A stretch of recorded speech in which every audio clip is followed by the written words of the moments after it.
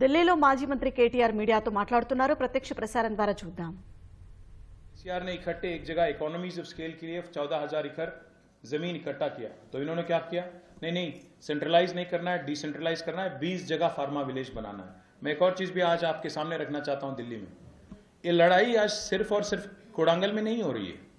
इस जमीन को लेकर जो लड़ाई, फार्मा विलेज को लेकर जो लड़ाई चल रही है, इस संगारेड्डी जिले में भी न्यालकल करके एक और जगह है जहां वहां पे भी ये लड़ाई आज चालू है। और जहां कहीं भी 20 जगह फार्मा विलेज इन्होंने प्लान किया, मैं आपको आज ही कह रहा हूं, हर जगह किसान, क्योंकि इन्होंने 10 साल उनके कान भरे, इन्होंने उनके दिल में जो इनके दिल में था कि फार्मा माने पोल्यूशन, पोल्यूशन माने जहर, जो बार बार 10 साल इन्होंने कहा रेवंत रेड्डी और इनकी पार्टी ने, वही आज लोगों के मन में बैठ गया।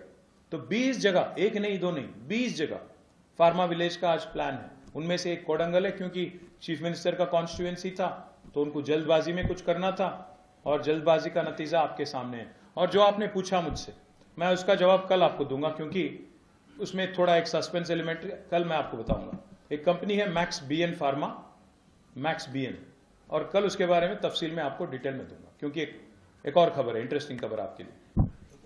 Anshul from CNN News 18. Hi Anshul. Sir, the Congress had given 6 guarantees while it was campaigning for Telangana. But now we have access to a few documents out here at CNN News 18 which say that crores of rupees are being spent to renovate the secretariat in such a way so that it is according to the Vastu, the entry gates and the roads that lead inside the secretariat, they are being changed specifically for the chief minister so that it suits his Vastu. How do you see this, sir? So firstly, let me answer the question, Anshul, on 6 guarantees. 6 guarantees और कहा गया था कि 100 दिन में पूरे करेंगे। आज तक हाफ गारंटी अमल हुआ, वो भी एक फ्री बस, उसके अलावा कुछ नहीं हुआ। कल मैं देख रहा था राहुल जी महाराष्ट्र में हमारे 10-15 बहनों के साथ बैठ के पूछ रहे हैं उनसे कि हर महीने अगर हम 3,000 देंगे तो आप क्या करोगे उस 36,000 रुपये का? सालीना जो 36,000 मिलेगा उसका क्या करोगे आप? मैं इसलिए राहुल जी को मैंने ट्वीट किया, भाई आप पहले यहां से शुरू करो। आपने कहा 100 दिन, 350 दिन पूरे हो गए, उसका आज तक कुछ नहीं हुआ। 2,500 का जो वादा आपने किया महालक्ष्मी स्कीम, तो यहां तो कुछ नहीं हुआ। तो जो बगल में महाराष्ट्र है वहां क्या बतिया रहे हो, वहां क्यों बोल रहे हो? उसका तो कोई समाधान नहीं है आज तक। मैं बस इतना ही कहूंगा अंशुल जी, कांग्रेस माहिर है, कांग्रेस माहिर है लोगों को गुमराह करने में। यही चीफ मिनिस्टर थे, इससे पहले जो ऑपोजिशन लीडर थे रेवंत, वो बार बार क्रिटिसाइज करते थे केसीआर जी को कि ये वास्तु पे बहुत ज्यादा अंधविश्वास रखते हैं, सुपरस्टिशन है, ये है वो है, बहुत कुछ बोलते थे।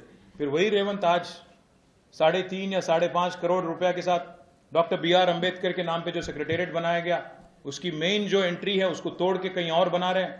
तो पता नहीं अब क्या हो गया इनको, वो पद में बैठने के बाद इनके राहुल जी एडवाइस दे रहे हैं या कोई और एडवाइस दे रहे हैं, मुझे नहीं पता, पर उनको जवाब देना पड़ेगा। मैं तो बस इतना ही कहूंगा कि कांग्रेस गवर्नमेंट ने लोगों के साथ धोखा किया। जो 6 गारंटी के नाम पे धोखा तेलंगाना में किया, 5 गारंटी के नाम पे कर्नाटक में किया, मुझे लगता है 420 गारंटी फिर झारखंड में भी बोला होगा, महाराष्ट्र में भी बोला होगा।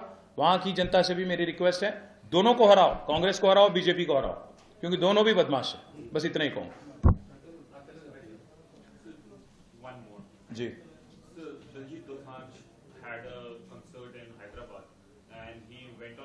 That I am happy that I did not get a notice from the government, because he was given an advance notice that you cannot use alcohol word in your songs. He even tweaked one of his songs. So today he said that I am happy that I did not get a notice, but why don't the government just declare dry state? Once the nation is declared dry state, I will stop discussing alcohol in my song.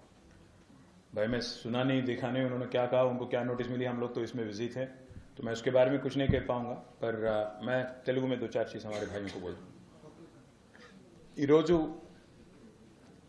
ఈరోజు ఉదయం నుంచి ఇప్పటిదాకా లగచర్ల దాని చుట్టుపక్కల ఉండే 5 గ్రామాలు ఎక్కడైతే రేవంత్ రెడ్డి గారి నియంత్రిత్వ పోకడలు నిరసిస్తూ ఆ గ్రామాలకు సంబంధించిన గిరిజన, దళిత, బలహీన వర్గాల ఆడబిడ్డలు, అన్నదమ్ములు ఢిల్లీకి వచ్చి మా నాయకురాళ్ళు సత్యవతి గారు, సబిత గారు, కోవ లక్ష్మి గారు, మాలోత్ కవిత గారు, హరిప్రియ గారు, తుల ఉమా గారు, వీరందరి నేతృత్వంలో ఉదయం నుంచి మా సురేష్ రెడ్డి గారు, మా రాజ్యసభ సభ్యులు గాయత్రి రవి గారు, దామోదరరావు గారు, ఇంకా చాలామంది సీనియర్ నాయకులు, ఆర్ఎస్ ప్రవీణ్ కుమార్ గారు, మాజీ director general of police doctor Shravan గారు, ఇంకా చాలామంది పెద్దలు, వారందరి నేతృత్వంలో ఉదయం నుంచి అనిల్ జాదవ్ ఎమ్మెల్యే గారు అందరి నేతృత్వంలో కలుస్తూ ఉన్నారు. జాతీయ మానవ హక్కుల సంఘాన్ని కలిశారు. మానవ